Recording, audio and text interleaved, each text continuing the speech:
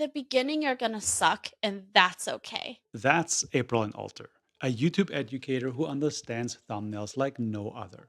With one video, she got over 10,000 subscribers in 2 weeks, and then she did it again. You present this itch in the back of their mind. In this episode, you'll learn what makes the perfect thumbnail, There are a couple of key things that we're biologically driven to pay more attention to. how to stand out, I did not see a lot of other people in my niche making those choices. and witness her roast my thumbnail design.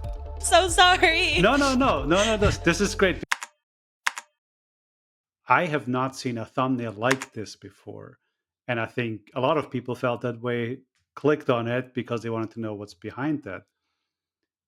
Do you have any insights how you landed on this visual style? A couple of things. How I approached this thumbnail. For one, I was talking about intros, right? So I wanted some sort Hmm. of visual representation of what an intro could be. And the first thing that popped into my mind was, okay, like a timeline, right? Like you have a timeline that shows your entire video in some sort of visual way, but I only want to talk about the intro. So let's like show only the beginning part of it, separated from the rest of it. That's not quite enough to differentiate that. Let's make this a different color. And so immediately we have kind of like the core concept of that thumbnail, which Hmm. is we have a timeline, we have just the beginning part, and we have that in a different color to draw the most attention to it. Um, I love kind of this is all it takes because it really like takes that curiosity and makes it one step further of okay, if this is what it takes and that complements the thumbnail the title text as well. One of the biggest mistakes I see people make with thumbnail text is they just repeat their title in the thumbnail. So that Hmm. text could say like, how to make a killer intro and point to that. That's repetitive. That's not additive. Saying this is all it takes is additive. It creates more curiosity. That arrow there, I talk in that thumbnail video about main characters and supporting characters in thumbnails and the idea that whatever is like the strongest curiosity or interest generator should be the main character of your thumbnail. And your main character should be higher up in the thumbnail hierarchy, which means that everything within your thumbnail should be designed in a way to draw more attention to the main Hmm. character. So already we have it being a different color, which draws attention. We have an arrow next to it, which draws attention. And then let's talk about that last element there, which is myself. I did want to be in my thumbnail. I want to create more of like a personal brand around myself. But I also recognize that I was not the main character of this thumbnail, right? The Hmm. intro is. And so instead of making myself like a giant blown up face on the side, I have myself be very small. You can still make out my face. And I'm Yeah. looking not just at you, but in the direction of that intro. So again, drawing more You're attention drawing to that everything to intro. that main character of the thumbnail. Yes, absolutely. Amazing. Exactly. So have Um, you done all that thumbnail packaging research already before that intro video? Before you made No, actually, it Oh, came after the oh, fact. Uh-huh. okay, fascinating. Then I do have to ask, why do you think the video about the intro has gotten all the attention? The packaging is exceptional. I think that is true. I may have made some of these choices more intuitively, or for me, honestly, some of these choices were risky because I did not see a lot of other people in my niche making those choices. In Mhm. retrospect, it's like, oh yeah, of course, that's why it did well. It followed some of these rules, but it also broke some of the rules, right? Yeah. Um, in my thumbnail video, I also talk about the idea of contrast. So contrast not just within your thumbnail itself in terms of using color theory, but also contrast from the greater YouTube ecosystem as a whole, specifically within your own niche.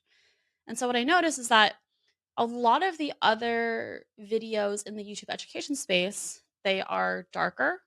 They use a lot of red.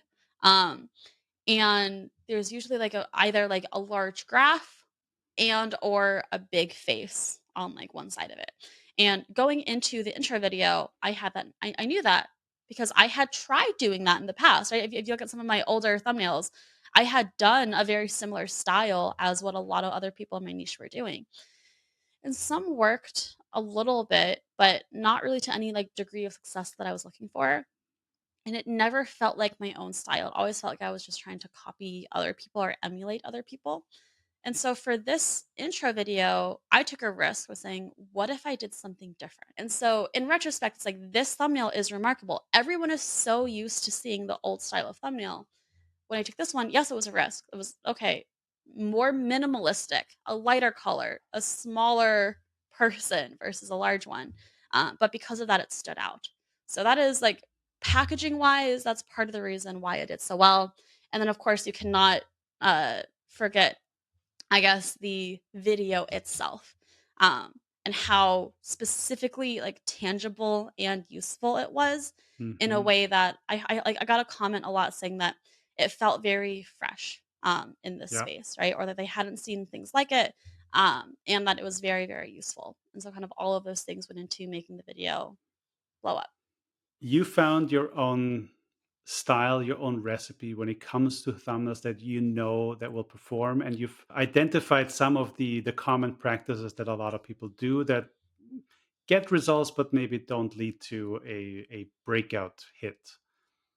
What is then your thought on yeah, thinking about packaging? What are some things people should do, maybe some things that people are not doing? Bring us into what you have learned about thumbnails and titles. Absolutely. So I will say, one big thing to keep in mind with thumbnails is the idea of generating interest, in a way in which I like to call a curiosity gap. This is not a new term, but what a curiosity gap essentially is a you present some sort of information to a viewer that leaves a gap of information that they want to then cross to address the answer. So it's like starting a story and leaving it unfinished, right? People want to click to hear the end of the story. They have you present this itch in the back of their mind that they really want to scratch, and the only way to scratch it is by clicking on the video. And in thumbnails, there are a couple, like 5 key ways in which people tend to create curiosity. Those are moment thumbnails, story thumbnails, result thumbnails, transformation thumbnails, and novelty thumbnails. Hmm. Um, these are kind of like the five key ways in which a lot of people tend to generate curiosity, and they are the ways that tend to generate the strongest amount of curiosity to get someone to click. So you should always start with the psychology behind getting someone to pay attention or to be interested in your thumbnail in the first place, and that really gets into what is the overall curiosity gap. What is your main driver of curiosity, of interest to focus Hmm. on in the first place? After you have that done, the second part of kind of the psychology portion of the thumbnail are the idea of scroll stoppers. So essentially, we're all bombarded by so much information all the time, especially on YouTube, because you have all of the different videos and thumbnails competing for your attention. In order for someone to even recognize your curiosity gap or your interest driver, they have to first notice your video in the first place. If they're on their phone, they have to stop that scroll to just get a closer look. And there are a couple of key things that we're biologically driven to pay more attention to that we can use Okay. in our thumbnails to help stop that scroll. Those things include bright colors. Large numbers we tend to be very attracted to. Those large numbers become even more attractive when money is attached to it. Danger and movement we're drawn to because obviously we don't want to get eaten by a bear. Things that are aesthetically pleasing, we also tend to stop our scroll on, as well as emotions, and finally, faces. Not to say that you should put all of these into a thumbnail. In fact, you definitely should not try to put all of those elements into a thumbnail because it would just get so cluttered and not make any sense. But really just try to pick one or maybe two max that best fit into the curiosity driver that you're trying to focus on and your overall brand, right? You don't have to Hmm. do a super shocked reactive face if your brand is not aligned with that. For one, that's kind of like 2018 YouTube. It's kind of old news anyway. Um, but like it still works in some particular niches. But if your brand doesn't align with that, you don't have to do that, and that's okay. If you don't love super bright colors, that's okay. You can do more subdued colors. Like, just pick one or two to focus on that Hmm. really complement the rest of your thumbnail. One thing I want to ask you, because I think a lot of people, myself included, understand the concept intellectually. Like, yes, you want to open a curiosity gap, you want to stop the scroll, that is kind of easy to understand on a brain level, but then I don't know what the curiosity gap. I know all the answers already. Do you have any ways of validating this, of knowing this will work before you publish it? I would say this. Why would someone who is not interested in me, who does not know who I am, why would they want to click on this? And ask yourself that question. If you don't have an answer, your video idea probably isn't strong enough in the first place. Tough words, but good advice. So if I may, I'm working on this video that you're part of right now that is about how it feels to blow up on YouTube. But the core idea of it is anybody can get 100,000 views on YouTube. That is the core thesis of this piece. Do you have any thoughts on how to package that in a scroll stopping, clickable kind of way? So I guess like yeah, what is your angle here? Is it like a ratatouille kind of version of like anyone can cook? Or is it more of like a going viral is not the end all be all, or like, kind of like the downsides of going viral or the dangers of going viral? Like what is the angle that you're trying to focus on here? Generally, I always keep it very positive and inspiring, right? That is the Mhm. mission, to inspire more people to create and to build a brand for themselves. I think there's two things. One is there is a belief in certain people that it's too late to become a creator. And the other thing is just I do want to show that one video that breaks out isn't gonna change your life. It's Mhm. gonna enable you to do some things, but there's more to it. And there it also comes with uh, an emotional roller coaster, is what I would call it. What I would kind of recommend for you then is thinking about why would someone click on this in the first place? Where is the interest going here? I think for most people, there's this huge interest driver, which is they want to grow on YouTube. They Hmm. want to have a breakout video on YouTube. They want to blow up on YouTube. And so if you focus your packaging around that with the title and thumbnail, I love that phrase of like, it's not too late. I would put that as part of your thumbnail text. Like it's never too late or it's not too late. Have that be part of your thumbnail text Oh. to complement whatever you have on your title, um, and focus your packaging around blowing up and how it's possible to blow up and getting deeper into that. And then in the video itself, yes, touch upon that. And then you can also kind of move into other stuff, right? And like why it's not just that. Is it okay if I show you one thumbnail design that I've had for this video idea? Yes, absolutely. Can you see this mass of thumbnails? Yes. Okay. So, Is this actually, Clickpilot? Yeah, it's Clickpilot. Clickpilot. Yes. Yes. Mhm. To make it easier, I can maybe turn everything off for a second. I went through an iteration, and actually, I played around with your format a little bit, and then substituting it a little bit, and I quickly realized that this is not working. Um, but then I was chatting with a friend, and we landed on this very simple thumbnail because it's like, if this is your key statement, why don't you put that into the title and then open up the question to, but what's the reality of that? I'm going to leave it at that. What are your thoughts on this? Um, so this is a structure of title and thumbnail that I have seen where the thumbnail in some way, shape, or form opens kind of like a question and the title answers it. This is kind of doing a similar thing where you Hmm. start with the thumbnail and the title here is answering it. It is a lot of text for a thumbnail. Most people don't read all of that, and it kind of looks like a big block of text here. So when I like glance at this, I just read the word 100,000 and that's it. Like I don't read anything else. Okay. I scream like, okay, yeah, words 100,000, cool. And then as a result, I'm not even looking at at the title. Um, it's not drawing me in. It's not making me intrigued enough to give it a second glance, to look a little bit closer into it. Um, so yeah, that's like base feedback. Beautiful.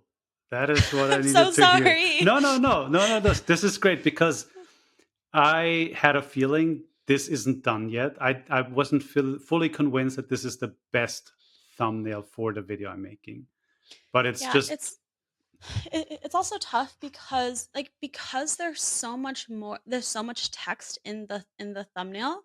Um I don't know if you've ever seen that like graphic of it's like a square and in big font it says you will read this first and then underneath oh some smaller sign yes, you you will will read need this the second. second. Yes, And then in the bottom right, you will read this third, and then the top left in tiny font, and you will read this yes, I have last. seen that. So, because of how everything is structured here, you go what's in bold first, which is Hmm. 100,000 views, and then you read the font around it, which is like okay, anyone can, and then whatever was underneath this, and then the last thing that you would read is that thumbnail, but the problem is that that first thing isn't hooky enough, it doesn't grab you in enough for you to continue down that hierarchy. So people aren't even reading your title to begin with because they're not drawn to the title first, they're drawn to the thumbnail, they're drawn to that text, so they're not even getting there. Awesome for all your feedback on packaging and all your insights so far. Maybe let's bring this all back together. And what does success actually look like to you? What does that mean to you?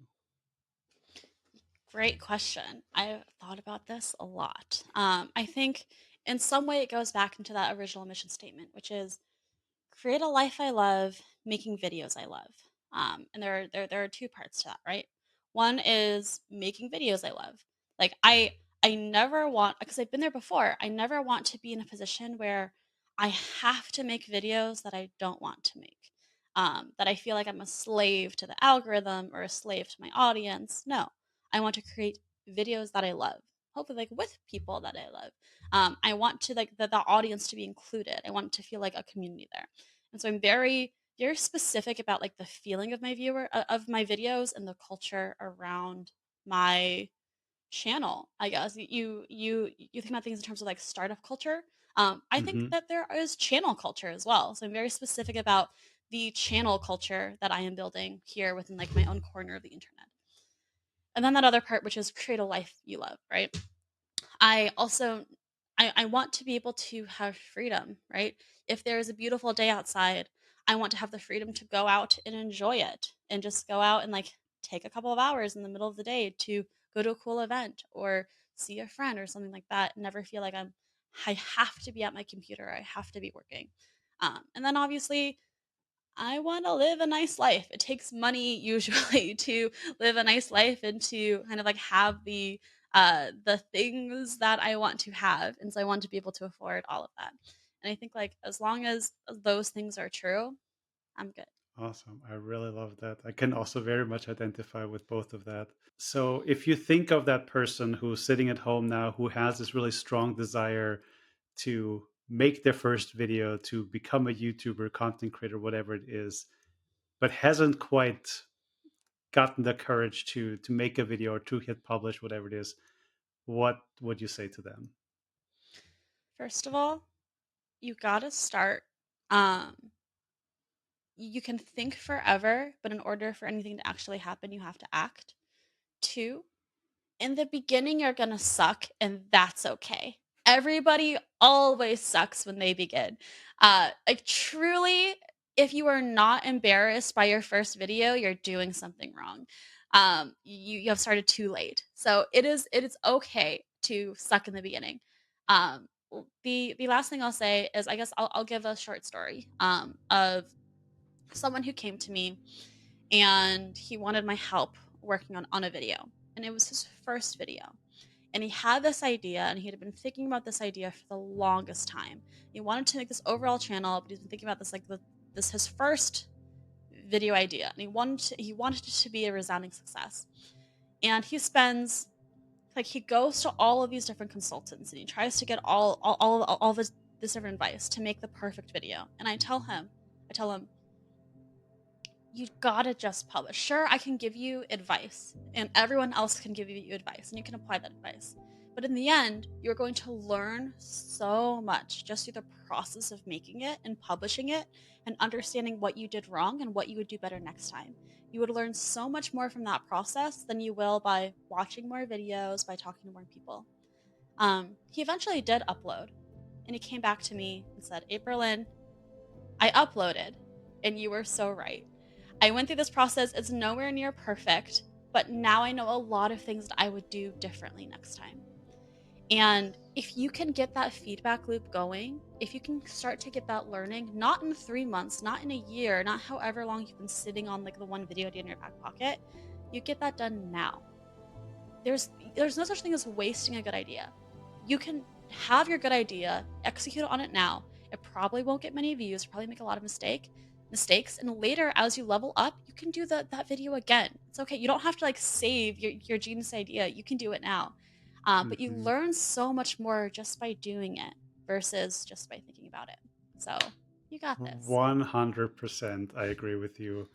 I've been saying to so many people recently, you learn so much more from one bad video than procrastinating on the perfect video. And Yes. yes, 100%. Uh, it was so great chatting with you, Aprilyn. Where can people find you? What's the best way to stay in your orbit? I'm on YouTube, youtube.com/@ that's the ampersand sign, Aprilynne Alter. I'm also on Twitter at Aprilynne Alter, also on Instagram. I don't really go on Instagram, so DM me on Twitter if you want to get in touch. Thank you so much. This was a pleasure. Thank you so much for having me. I had a great time.